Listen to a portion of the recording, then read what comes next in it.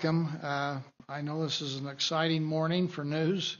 We appreciate the good work of the media in trying to help us get the information out to the people of Utah, this new executive order and the emergency declaration that we've issued, and the reasons for it. Again, people need to understand and know. That'll help them, in fact, modify their behavior if they understand what the facts are out there. That's what we're going to try to do today, Dr. Dunn and myself, as we answer questions.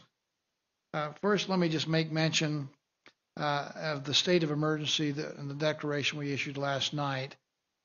Goes into effect today at 1 p.m. Really, the one that has got the most headlines are this a statewide mask mandate. We've had in 23 counties mask mandates previous to this, covering about 90% of the population of the state of Utah. But we did think that there was a little confusion out there as far as who was in and who was out. And so because of the crisis that we're facing here right now today, we decided to make that mask mandate just statewide. Again, the motivation behind that is because of the case numbers, but mostly because of the overcrowding of our hospitals. They are really at the brink of not being able to take any more people and the overflow mode, particularly in our intensive care units. And it's not that we don't have rooms with four walls. We just don't have rooms that have got doctors and nurses that can provide the health care in those rooms. And it's the point where we're now having to turn away people have coming to our state from Nevada, turning away people who have been coming to our state from Idaho, Montana. We, in fact, have been turned away from going to Colorado Springs from the Four Corners area to their hospitals there because they have the same problem. So it's an issue that we see around the state with overcrowding of our hospital units and particular intensive care units and the lack of staffing capability. So that's motivated us, and so the face masks as a statewide mandate. Also to not gather socially. We find that our highest infection rates are now coming from when we get together, not in structured events where people are in fact are following protocol of masks and social distancing, etc. It's coming from these casual gatherings where we get together with family and friends, and probably our guard goes down, we're a little more complacent. We don't follow those kinds of protocols and take the precautions that are necessary. And last but not least, putting a pause on extracurricular activities, particularly in our schools and our high schools, and for the next 2 weeks. Again, I think it bears repeating, we mentioned it last night, but our highest infection rates are between the 15 and 24-year-olds, our young people. I know they have a desire to get together and socialize, and sometimes in their zeal to do that, they forget the precautions they should be taking. Again, this appears to be a disease which we're learning more about as we go. Certainly our medical professionals are learning how to treat it better than we've had before, so that leads to shorter hospital stays and less death. But nevertheless, young people don't have quite the severe reaction that as you get older that you do. And so they probably don't notice it as much and probably feel like it's not impacting them. But they tend to be vectors of transmission. And so they transmit that infection to others who may be more vulnerable and more likely to have a severe reaction, and certainly those that in fact have it and then die. So we've got to concentrate on that area as a area of focus, and that has to do with our young people. We're also going to be doing more testing, and we can talk about that maybe in part of the question and answer part of this today media event. But testing needs to be accelerated. It's been an issue for us from the very beginning. We wanted to have more testing. It would be ideal if we could just test everybody and see exactly who's got it and who doesn't. Those that haven't, we'd isolate, and we could certainly stem and slow the spread, if not stop the spread, if we could do that. We haven't been able to do that. We don't have enough tests, at least in the past. But we're going to accelerate the testing program today to, in fact, include our college students. They should be tested once a week. Our professors and teachers and faculty in college also. We certainly want to test students that are involved in extracurricular activities in high school. We like to make sure that the teachers get tested at least once a week, And there are opportunities for them to get PCR tests through our Test Utah program for all of our teachers currently. We want to accelerate that. We have new testing opportunities out there that are more rapid. We have testing programs through Abbott Industries that now we can do in about 20 to 25 minutes total from the time you walk in until you get the results. That's going to help us, in fact, find out who's got it and do it in a more convenient, less invasive manner. So again, we're in a good place, I believe, particularly if everybody, in fact, works together. As I mentioned last night, I'll reiterate it again here this morning. This is less about government mandates and us telling you what to do. It's more about taking personal responsibility. But both of those working together, we believe, will help us to change and modify our behavior so that we have a better outcome. And that's really the motivation here. We want to slow the infection, and we want to make sure that our health care is being taken care of. At the same time, making sure our economy continues to function. Striking that appropriate balance is our goal. So with that, we'll open up for some questions for me and Dr. Dunn. Hi, Governor Herbert. This is Sophia Eppolito with the Associated Press. I was wondering, this is our first COVID briefing since we've elected a new president, President-elect Joe Biden. And I'm curious if you could share your response to Biden's emerging virus plans and how you think having this new administration may change your approach to fighting COVID-19. I don't know what President-elect Biden's plan is on slowing this down. I know a lot of people have had ideas, and so I haven't had a chance to see what he's proposing to analyze it. We're just concentrating on what Utah is trying to do. All of us need to work together and see if there's a better way. We certainly have evolved as we've learned along the way as far as what protocols we should put in place. Maybe Dr. Dunn, would you like to talk about that? You know about that? Yeah, hi, good morning. I mean, similar to Governor Herbert, I haven't read through all President-elect Biden's plans. I do know there is a focus on more of a national standardization of, testing and the vaccine distribution and how we respond to outbreaks. So I think just continuously bringing together experts from across the nation to inform what we can do at the state level is going to be really important moving forward. Let me just add, too, I expect that the governors will be working through the National Governors Association to make sure that we have input from the 50 states and the 5 territories. Distribution of the vaccine really is a critical issue. It started under the Trump administration, making sure that we have plans in place. I think there's encouraging news out there for a vaccine in the next few weeks or 2 or 3 months. I don't know exactly what. We've been told by CDC that maybe by the first part of December, at least the first wave of that distribution can happen. It would first go to those who are healthcare providers on the front lines to protect them. It would then go to those who are in long-term care centers, the vulnerable populations, those over 70. And hopefully over the next 2 or 3 months as it's rolled out, it will be, as we ramp up the production, that it will be for general use for the population. That really is the game changer we're trying to get to. And I'm hopeful and optimistic. I saw an article in the media this morning about Pfizer finding 90% effective of their vaccine that they're testing in their clinical trials. So reason to be hopeful. Next question. Sure, this is Michael Locklear with 2 News. I have a question for Dr. Dunn. I'm wondering, of all the possible interventions that the state has considered, why these were the ones that were decided on. And is a 2-week pause on social gatherings and extracurriculars enough to put a dent in the current surge? Sure. So in the process, we gathered information from across the nation and other countries as well, in addition to our own specific Utah data, to come up with the best public health recommendations to slow the spread. And, I really believe that if every Utahn adheres to the principles that were outlined by Governor Herbert, we will start to see a decrease in our cases. And we need that urgently. So it's up to all of us as individuals to really adhere to those principles to make sure that our healthcare systems can maintain the capacity to treat patients for both COVID and non-COVID issues. And is a 2-week time frame enough time for that to happen?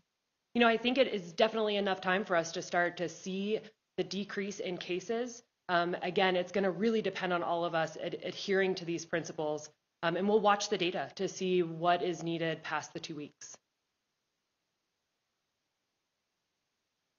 And just a reminder that the 14 days really has to do with the incubation period of the coronavirus. And so we should see some results if we do what we're being asked to do. If people don't change their behavior, nothing will change.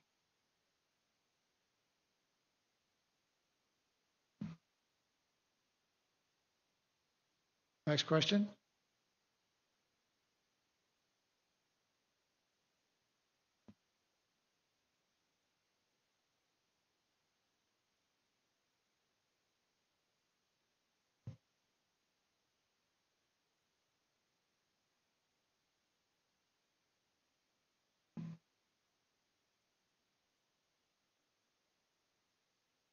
Hi, Governor. It's Ben Winslow with Fox 13. Wanted to ask about why you decided to do this now. I mean, were you waiting for, say, after the election?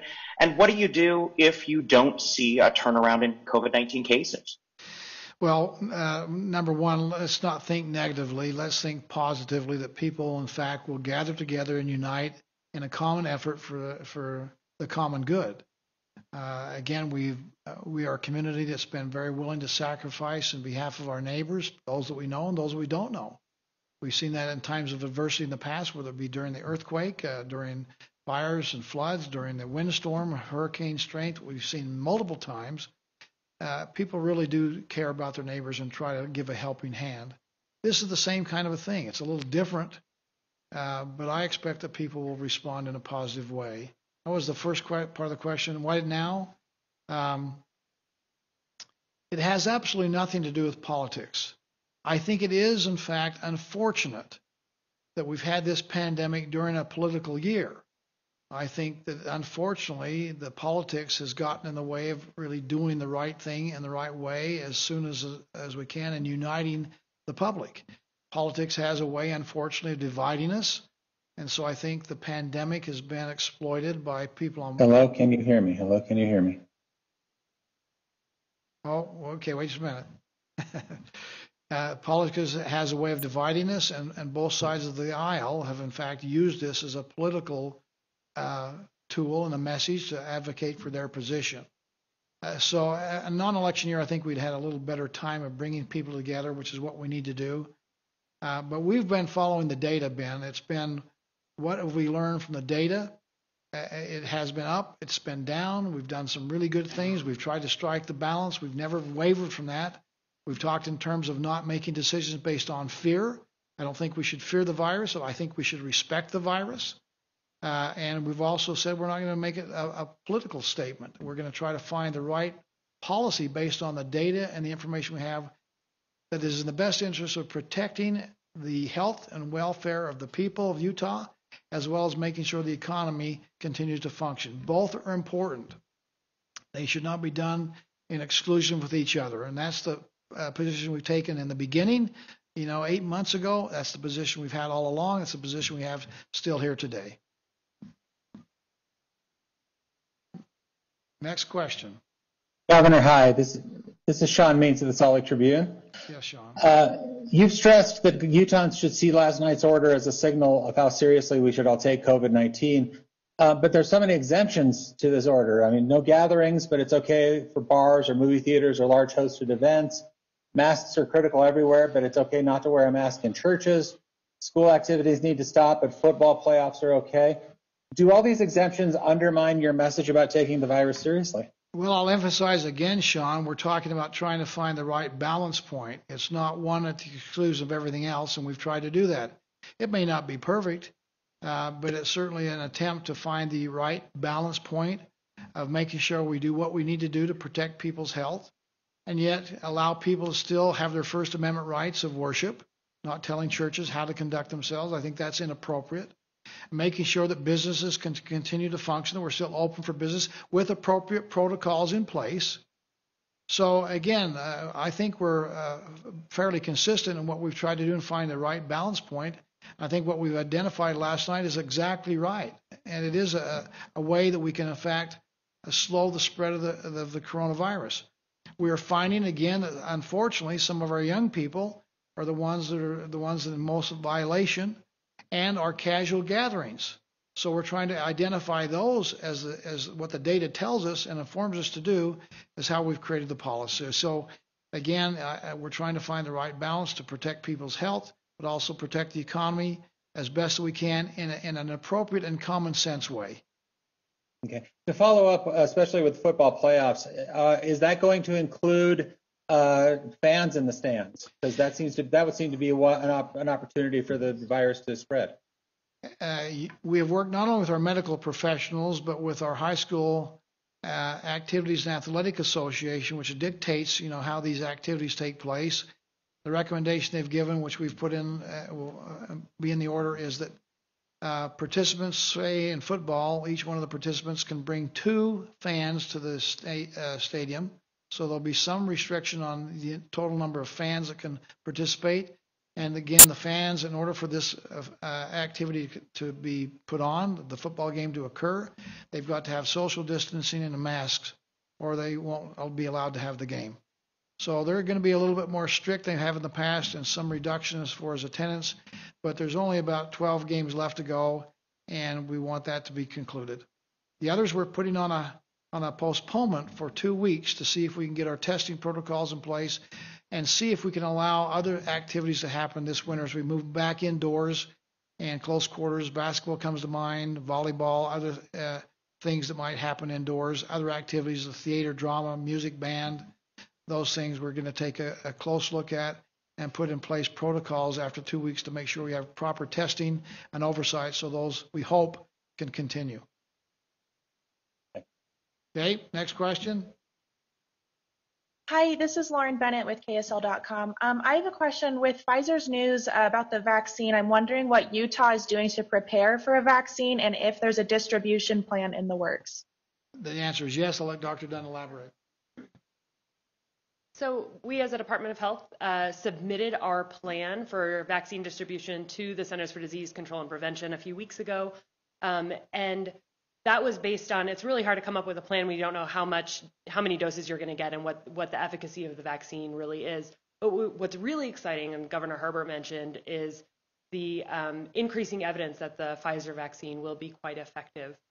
So plans are in place, especially because this vaccine needs to be stored at very, very cold temperatures to get those freezers to as many healthcare systems and hospitals as we can so that we can actually take the vaccine and store it appropriately and then distribute it. So it's a plan that we've been working on for several months now, and it will continue to evolve as we get more information about the vaccine.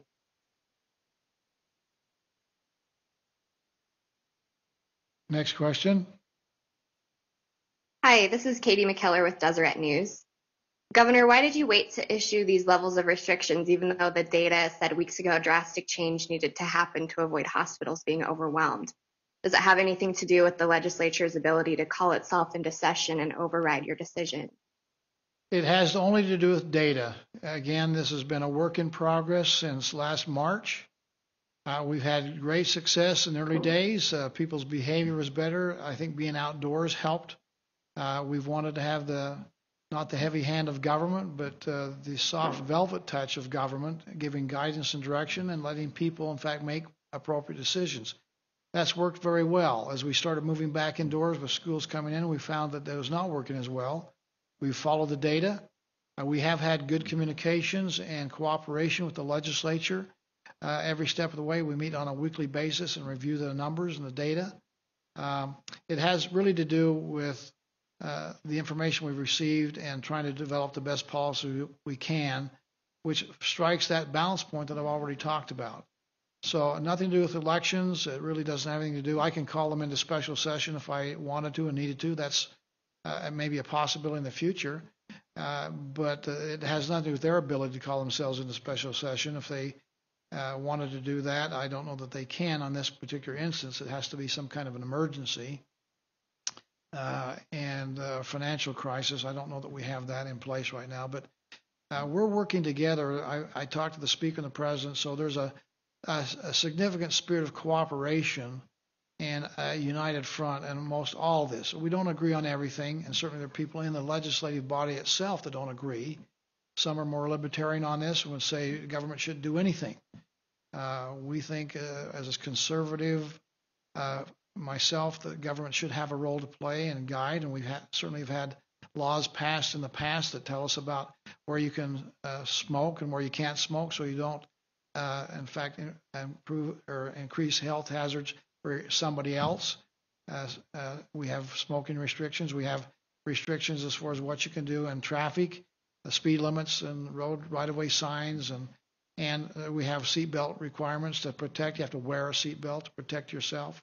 So wearing the mask and some of the directions we're giving are very similar.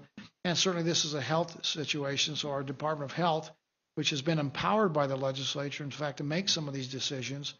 We all know in restaurants, that there's certain protocol that they've got to follow or they'll be closed down. And that's before the pandemic hit. So again, we're using the tools that we have in an appropriate way to find that right balance point to hopefully have us all take on individual responsibility, change our behavior so we can slow the pandemic down.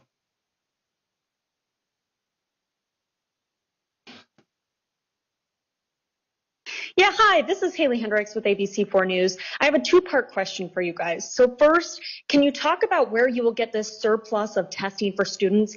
And is this reason that college students are being required testing and not K through 12 ages because they are minors, or does it have to do with the COVID-19 cases possibly being more present in college-age students versus younger kids and teens? And then I'll follow up with a second question after that. So when Dr. Birx and Dr. Redfield came to Utah, it probably was a week and a half ago at this point, they assured us that if we used all of our rapid testing, that they would supply us with more. And they pushed us, as they did a lot of other states, to increase our rapid testing among university students in that setting particularly. It is certainly, as you alluded to, it is a little simpler to get it off the ground because the infrastructure is already in place in a lot of our universities. And we do know that that age group has been responsible for a lot of our cases and in the start of the surge that we're currently in. So we're going to start with them.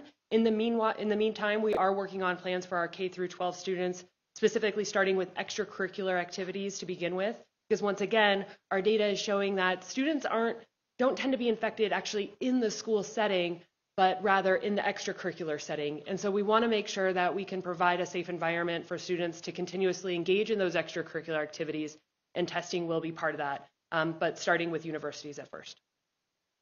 Okay, thank you. Now, can I get some clarification on private businesses? With private businesses having club sporting teams, if they are part of businesses that stay open, or if they too, along with school sports, need to follow this protocol of shutting down for the next 2 weeks. So the question was about what impacts businesses? So Yeah, so basically, is it just school activities and sports, or does this include private businesses? Yes. We've put a pause in place, is really what we're referring to, the next 2 weeks on a number of things, and extracurricular activities after school is one of those that's impacted. We don't want to necessarily stop them from happening. We just want them to stop for the next couple of weeks as we analyze our ability with the Utah High School Activities and Athletic Association as far as how can we, in fact, bring them back. Testing is going to be a key issue. I don't see any way that we'll have any kind of sport activities unless the athletes are able to be tested on a regular basis. We've seen what they've done with in professional sports with the NBA or NFL, Major League Baseball, with testing. That probably gives us some guidance as far as what can we do, a similar thing with our high school athletics. Intercollegiate sports are governed by their own conferences, so they're getting testing now. So we're going to review that and see if we can put together a protocol that will allow these activities to resume after 2 weeks. But we need to have a pause on it until we can analyze all the pros and the cons and see what in fact can be done. So the intent is to find a way to go forward. Okay, so I just want to clarify that, private businesses that own dance companies, cheer, anything like that, those also need to be put on pause because they are considered extracurricular, correct? Private businesses have to follow the protocol, though, of social distancing at least 6 feet as well as wearing of a mask if you can't do that. So if you have a commercial enterprise, any business, if you'll follow those protocols, you can still continue to participate. It's the schools after the casual activities and also the gatherings that we have at school that we're concerned about. We just need to make sure that there's protocols in place and we have testing capabilities to help that to happen. But if you have a private dance studio, if you've got 6 feet of distance with your people and mask wearing, you can continue to, in fact, do that.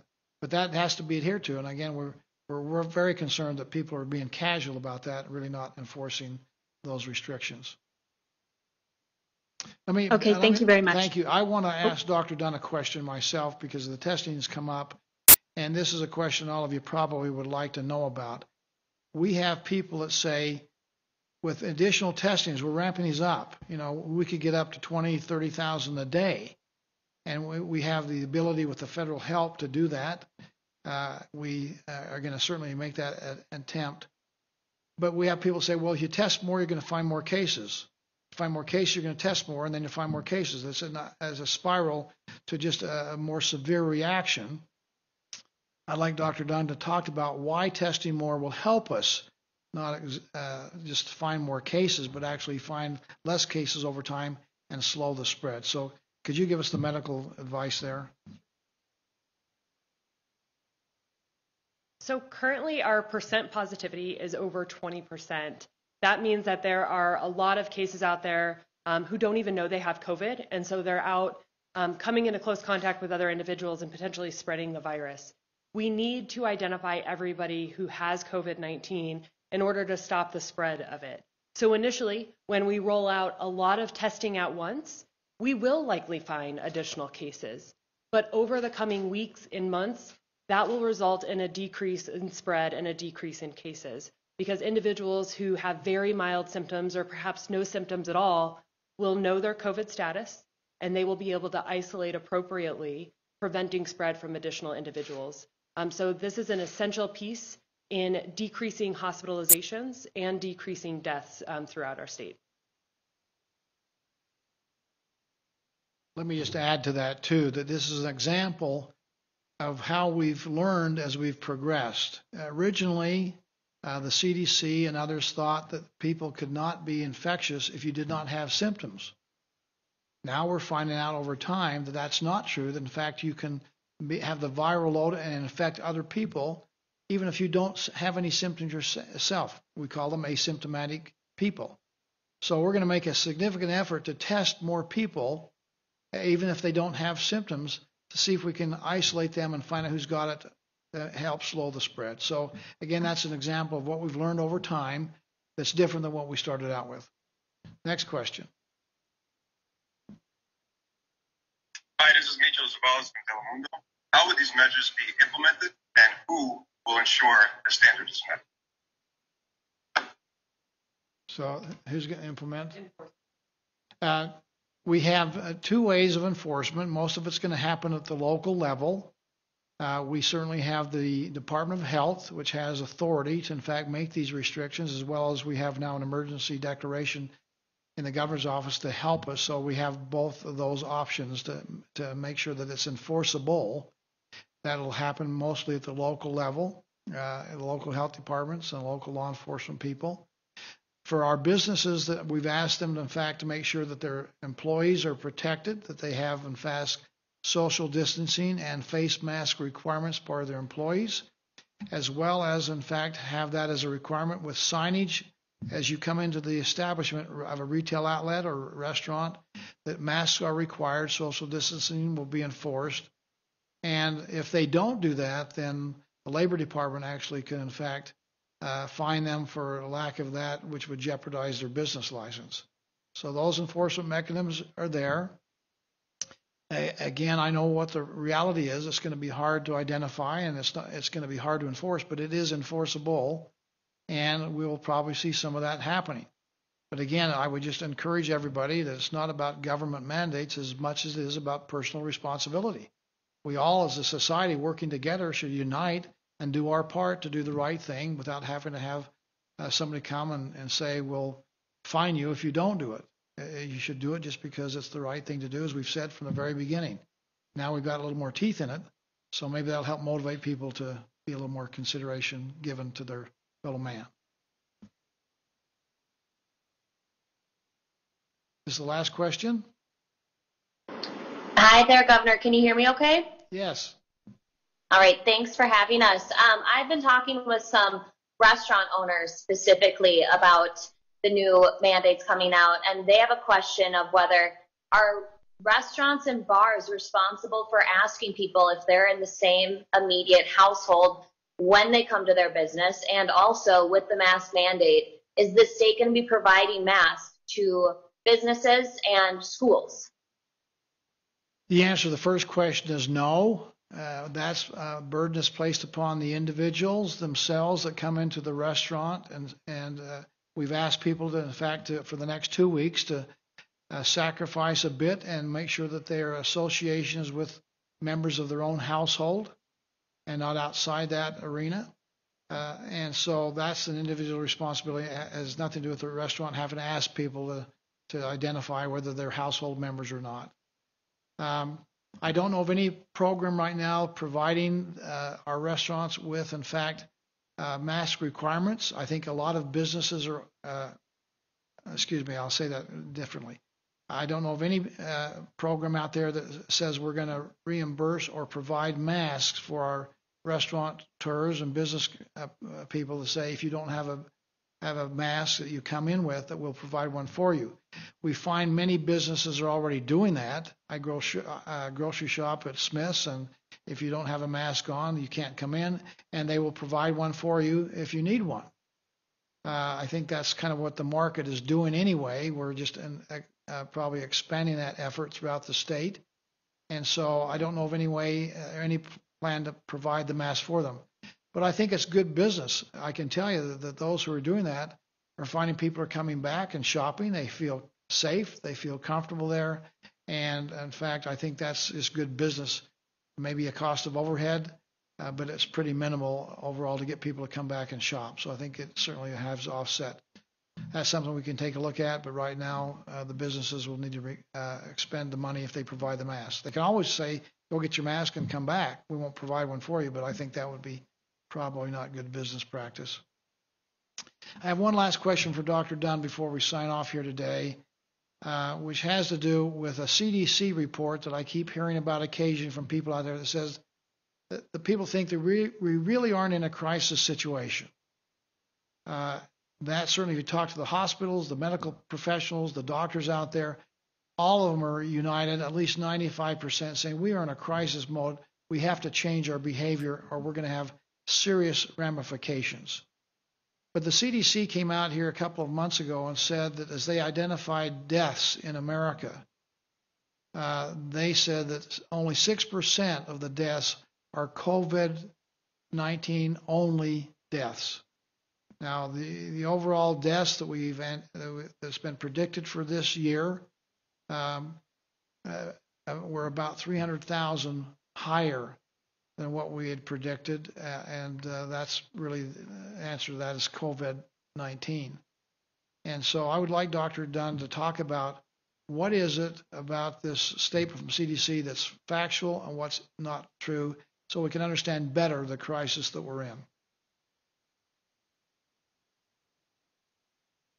So that statement, unfortunately, was a misinterpretation of the report that was issued by the Centers for Disease and Control. So what they are saying is that on death certificates, COVID-19 was listed only 6% of the time.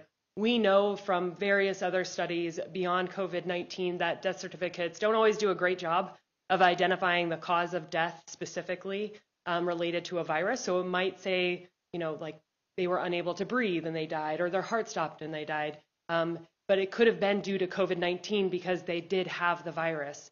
So we're lucky in the state of Utah that we have an excellent office of our medical examiner that's staffed by forensic pathologists that are physicians, and they're able to certify deaths that we have any confusion over what actually caused the death, and they will investigate the deaths and make sure that COVID-19 was actually a cause of that individual's death. regardless of what it says on the death certificate. Again, because there's several things that could be on that death certificate. So that statement that's been repeated over and over is really a misinterpretation of that. We have to recognize that as we identify more individuals, the number of people with COVID is going to increase. And in the short term, our case fatality rate, or those who pass away from COVID, is going to decrease because that's a delayed or lag indicator. And right now, the denominator, number of people that are infected, is increasing so rapidly that our case fatality rate will drop. But that doesn't minimize the impact that it's currently having on our hospitals when people are struggling to find ICU beds and provide adequate care. So the principles that have been laid out under this new order are essential to improving our situation. For the next 2 weeks, I urge you to only hang out with those who live in your household. So people that are under your roof and sleep in the same house should be gathering for the next 2 weeks. This will be the start of us being able to save our healthcare system. Thank you, Dr. Dunn. We appreciate the work of so many out here trying to help us get the right outcome. It really boils down to our own individual behavior. This is a time for us to reflect on what we've done in the past and what we can do going forward. A time to reset, a time to reevaluate, and for all of us to kind of unite together and change and modify our behavior. All of us can do something better than what we've been doing in the past. All of us look for opportunities to improve. And if we do that, we can, in fact, bend the curve and slow the spread of the coronavirus and make sure we continue to have a good, healthy economy, but protect people's health at the same time. Thank you very much.